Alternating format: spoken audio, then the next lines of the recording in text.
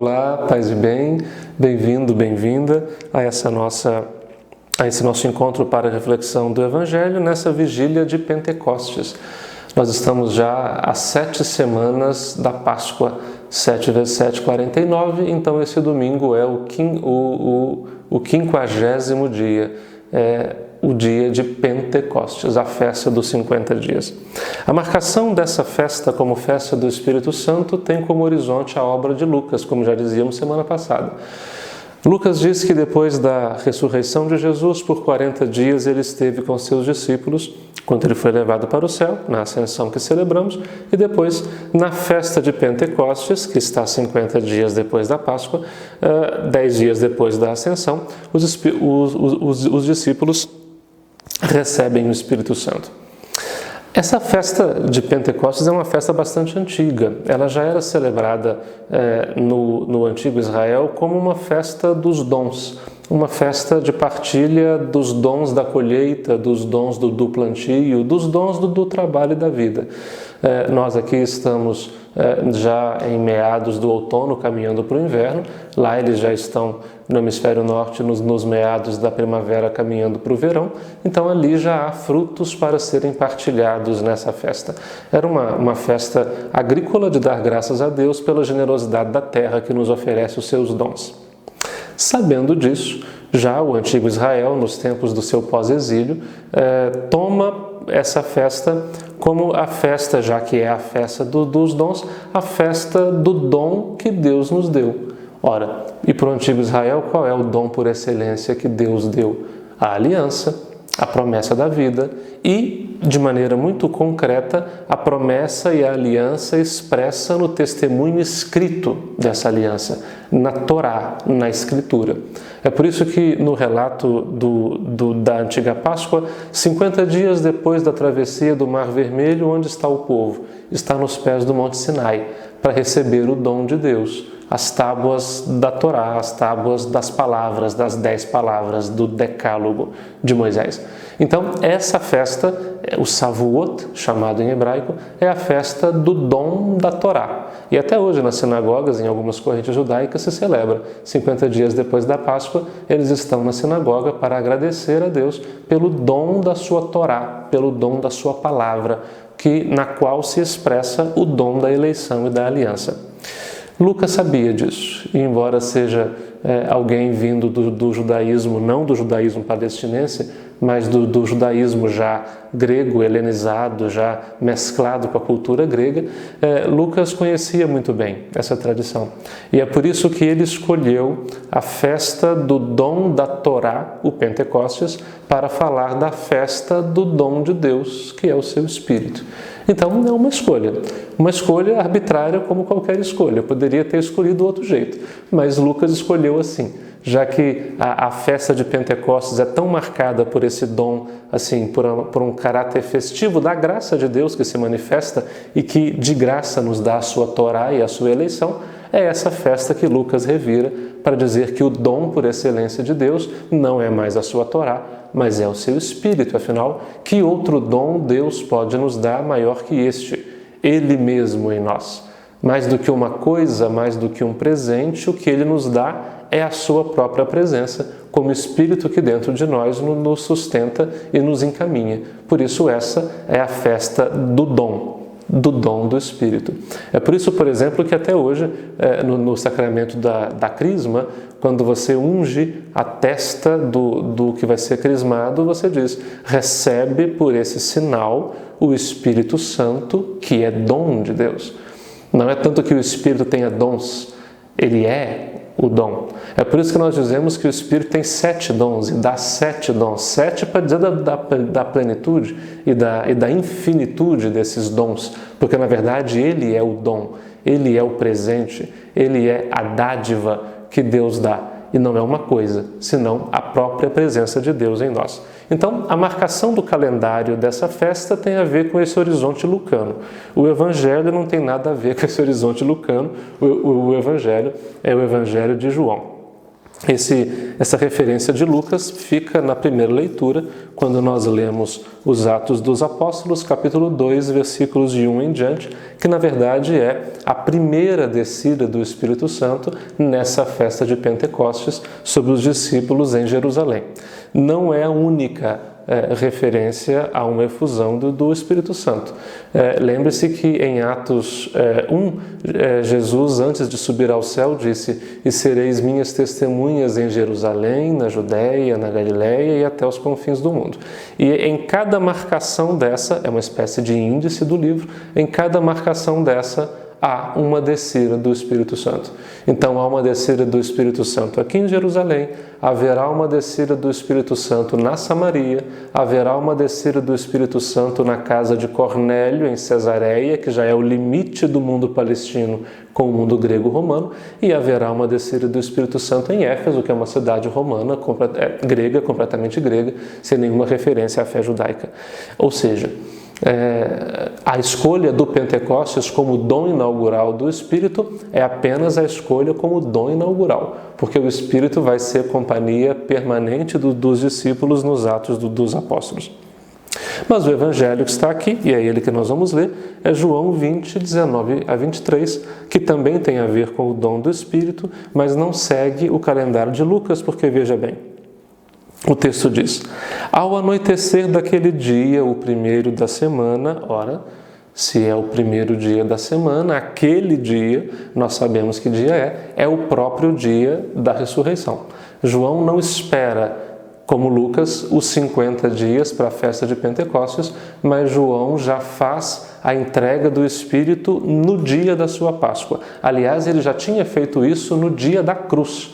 Quando o texto diz que Jesus disse: "Tudo está consumado", inclinando a cabeça, ele entregou o seu Espírito.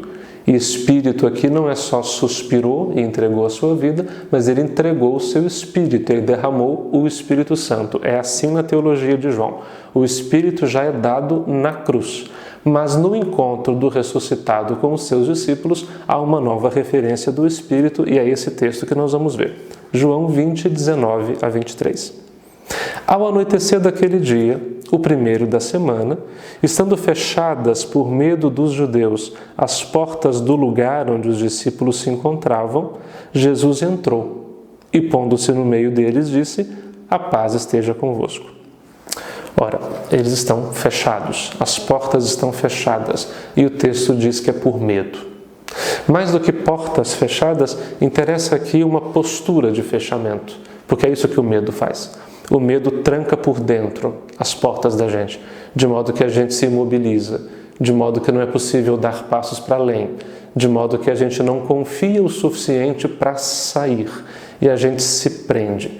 Isso é a postura dos discípulos antes do encontro com o Senhor.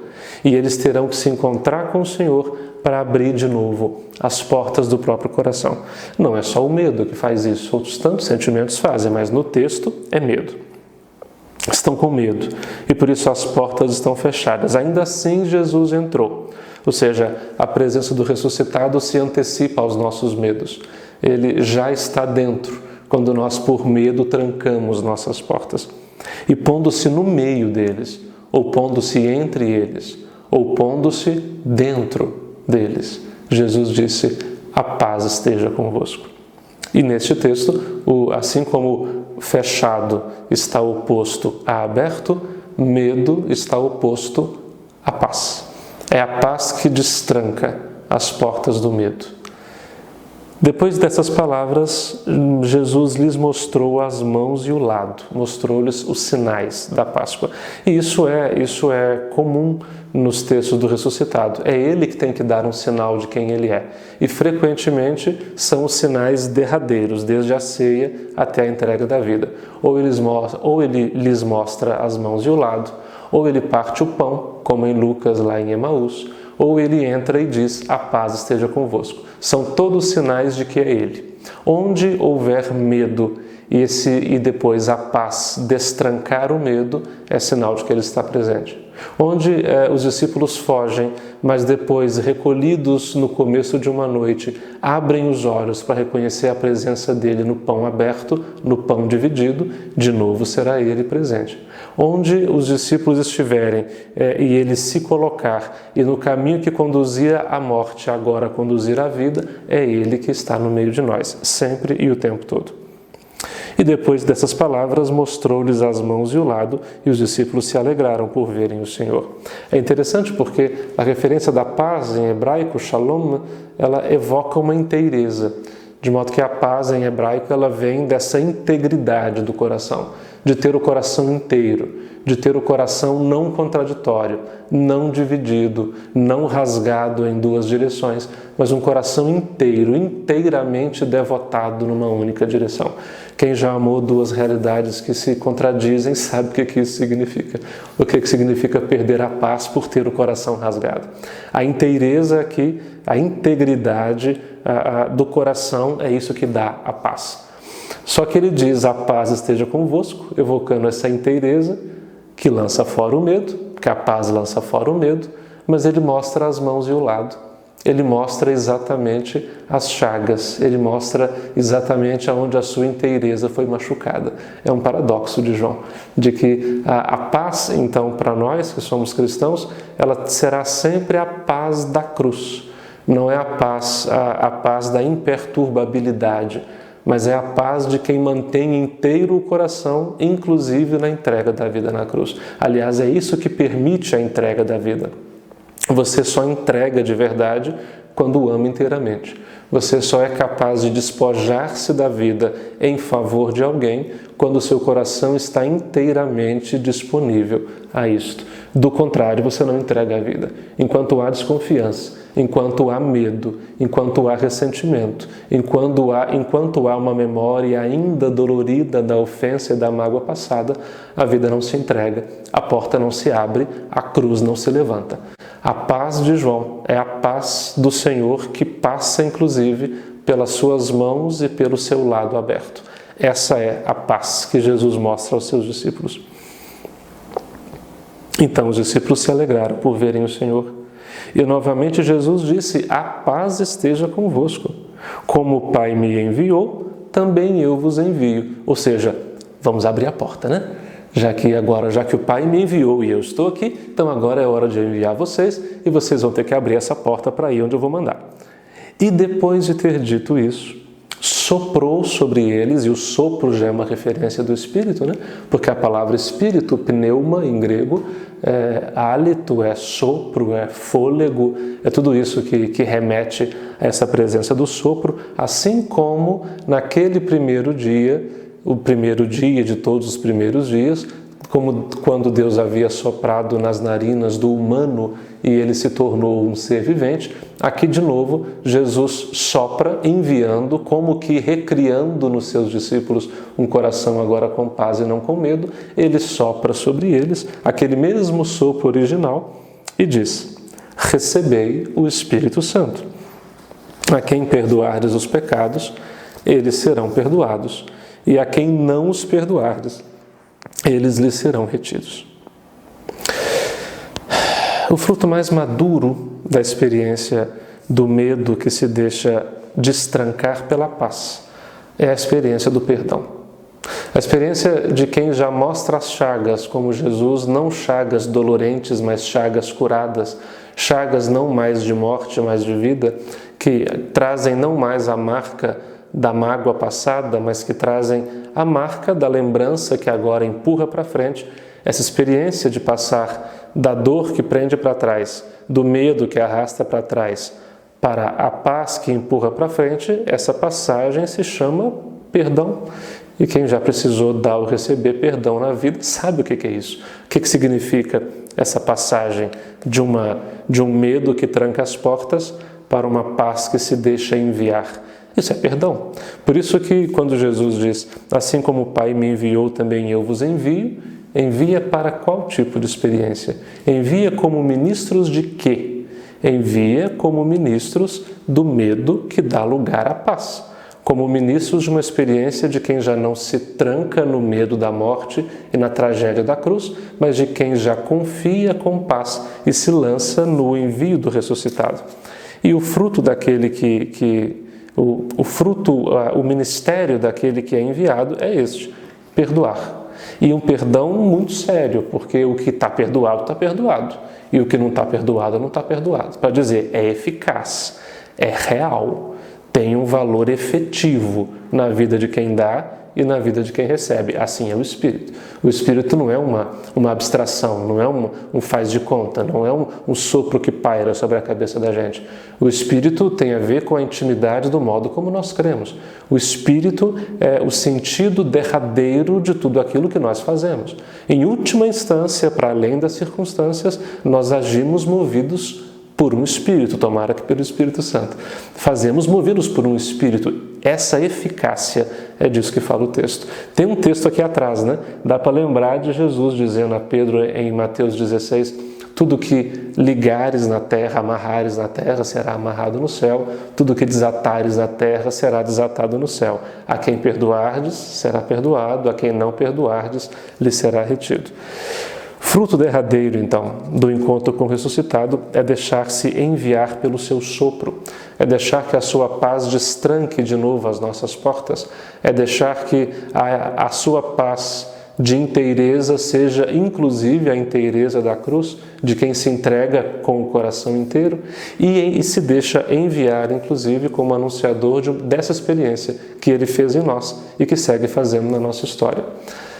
Que possamos, iluminados pelo Espírito que nós hoje celebramos como dom de Deus, não mais o dom da Torá, não mais o dom das colheitas, mas o dom do Espírito que Ele derrama em nós, e é dom porque é de graça, não impõe condições, Ele sopra sobre todos e diz: recebei o Espírito Santo, seja igualmente eficaz em nós, nos fazendo ministros dessa experiência reconciliatória, de deixar fechar as feridas, para que os pés agora curados possam caminhar passos novos, de deixar cicatrizarem as feridas para que as mãos agora curadas possam estender-se em misericórdia e em perdão, de deixar fechar o lado para que o coração agora tocado por essa e enchido por esse sopro do seu Espírito possa ser testemunha dessa paz e dessa inteireza da própria entrega. E que o Espírito, que é dom de Deus, nos abra os olhos para a vida que é dom e que somente como dom pode ser oferecida por amor. Paz e bem.